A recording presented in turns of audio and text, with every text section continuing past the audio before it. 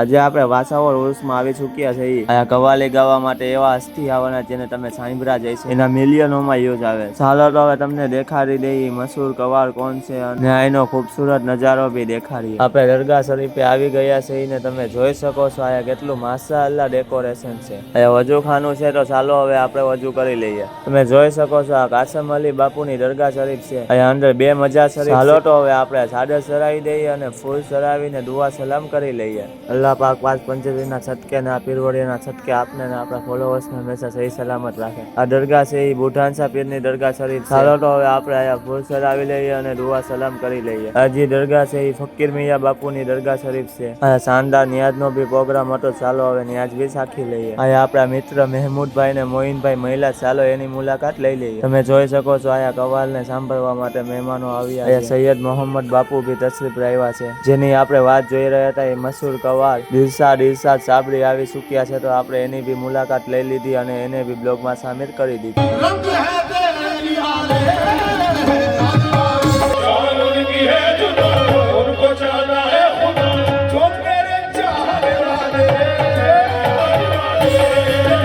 આવા બ્લોગ જોવા માટે આપણી આઈડીને ફોલો કરો અને આ વિડીયોમાં લાઇક કરો અને યુટ્યુબમાં જોતા ચેનલને સબસ્ક્રાઇબ કરો.